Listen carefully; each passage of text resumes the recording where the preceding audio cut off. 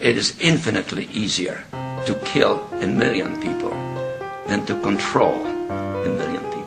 It's very interesting and ironic that George Bush Sr.'s, George Bush, his grandfather, he was a United States Senator, Prescott Bush. Yes. Okay, he was a director and shareholder of companies that profited from their involvement with the financial backers of Nazi Germany. At the end of World War II, the American government were desperate to get hold of the Nazi rocket weapons, which had wrought havoc on the innocent people of Britain. The American government launched Project Paperclip, which secretly changed the war criminal files on Werner von Braun and his colleagues. Files which described these SS officers as an ardent Nazi were changed to read not an ardent Nazi. Werner von Braun, his team, and the rocket factory at Peenemünde, which had terrorized Western Europe, was transported to the USA, lock, stock and barrel. A plot of Wall Street interests to overthrow President Roosevelt and establish a fascist dictatorship backed by a private army of 500,000 ex-soldiers and others appeared before the House of Representatives Committee on Un-American Activities. It concerns the discovery of a planned coup that could have altered the course of American history. Yet today, hardly anyone knows anything about it. Such a plot, backed by powerful people, was waiting in the wings. That much is very clear. The most important testimony in these records is from a senior commander of the US Marines, Major General Smedley Butler. I was in the Marine Corps 33 years and 4 months on the active list. Major General Butler came before the committee of his own free will. He had, he said, been contacted by a well-connected New York City broker called Gerald Maguire. Maguire met Butler a number of times and slowly revealed his audacious plan. He and his financial backers wanted Butler, a highly decorated war hero, hugely respected by rank-and-file soldiers, to rouse an army of World War I veterans, many of whom were angry that a bonus they'd been promised had yet to be paid.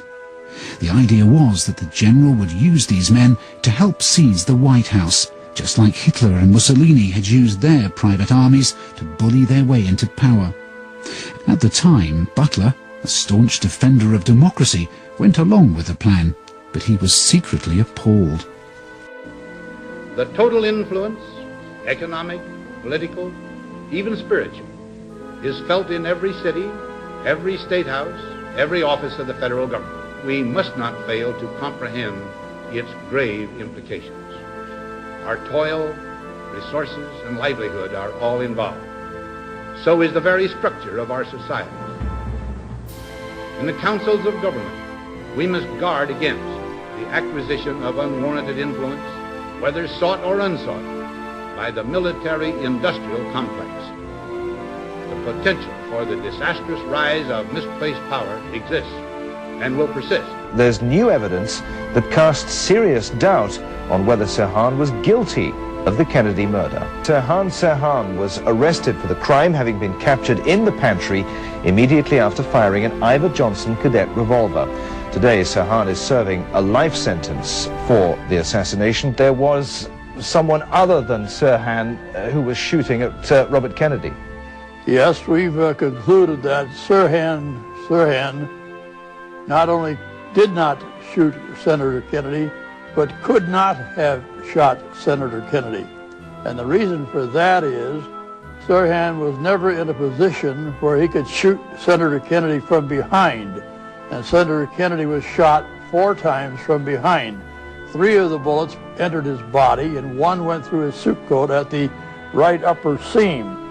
In addition to that, 5 other victims were shot and no single bullet hit more than 1 person. Therefore, there were 9 bullets into people that had to be accounted for. And that was the minimum amount of bullets. Sirhan's gun only held 8 bullets. As a result, there was a question from the very beginning, how was that possible to get 9 shots out of an 8-shot revolver? And of course, that was never answered by the investigating officers. Well, there were 13 shot sounds that I found on that recording, up to the point where the screams just totally overrode all of the other audio, and it would have been impossible to recover any shot sounds beyond that point. So the discovery of 13 shot sounds in and of itself establishes a second gun from the standpoint of Sirhan's capacity being only 8 shots. Their evidence shows conclusively that Sirhan was wrongly convicted of the assassination of Robert Kennedy. I mean, how do you react to that? Well, I think that's the conclusion that one inevitably has to draw from the forensics that are involved here. An attempt by any outside force to gain control of the Persian Gulf region will be regarded as an assault on the vital interests of the United States of America, and such an assault will be repelled by any means necessary, including military force. In the past, we've not had an adequate military presence in that region. Now we have 2 major carrier task forces.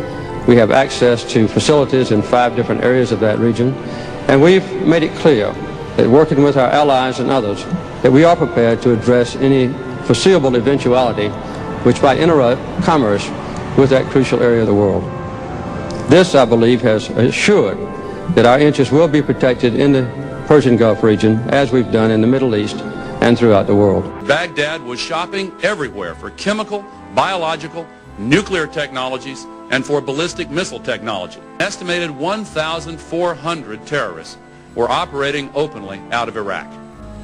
Iraq is actively engaged in developing chemical and biological weapons and ballistic missile systems, and may be seeking to develop nuclear weapons as well. Iraq has been attempting to obtain items to support these proliferation activities from U.S. exporters, in some cases successfully. There was then, there is now, and there would have been, regardless of what President Bush did, a threat of terrorism that we would have to deal with. It is something that we know. For instance, Saddam Hussein has used weapons of mass destruction against his own people. And there is some evidence of their efforts to try to secure these kinds of weapons and even test them. He is and has acted like a terrorist, and he has engaged in activities that are acceptable. But I think we ought to put the heat on Saddam Hussein. I've said that for a number of years, Bill. I criticized the Clinton administration for backing off of the inspections when Ambassador Butler was giving us strong evidence that we needed to continue. I think we need to put the pressure on, no matter what the evidence is about September 11th. I think we clearly have to keep the pressure on terrorism globally. This doesn't end with Afghanistan by any imagination, and I think the President's made that clear. I think we've made that clear. Terrorism is a global menace. It's a scourge. And it is absolutely vital that we continue, for instance, Saddam Hussein. I would disagree with John McCain that it's the actual weapons of mass destruction he may use against us. It's what he may do in another invasion of Kuwait, or in a miscalculation about the Kurds, or a miscalculation about Iran, or particularly Israel.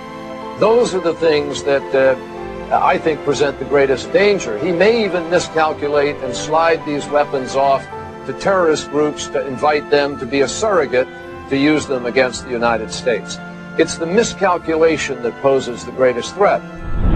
But the President, as I also wrote in that article, always reserves the right to act unilaterally, protect the interest of our country. This is an impressive crowd, the haves and the have-mores. Some people call you the elite. I call you my base. There was a meeting in the White House where Cheney presided over it, looking to cook up the next war, a false war based on false intelligence. One of the items was, why not, there was a dozen ideas proffered, how to trigger a war. The one that interested me the most was, why don't we in our shipyard build 4 or 5 Iranian boats that look like Iranian PT boats, put Navy SEALs on them with a lot of arms, and the next time one of our boats goes through the Straits of Hormuz, start a shoot-up. That's the level of stuff we were talking about, provocation. The American public, if you get the right incident, the American public will support, bang, bang, kiss, kiss, we're into it. The Washington Post reports the U.S. military expects to station 20,000 uniformed troops inside the United States by 2011 to help state and local officials respond to assist in homeland security. The Pentagon's plan calls for 3 rapid reaction forces to be ready for emergency response by September 2011. The first 4,700-person unit, built around an active-duty combat brigade based at Fort Stewart, Georgia, is already available to be deployed domestically.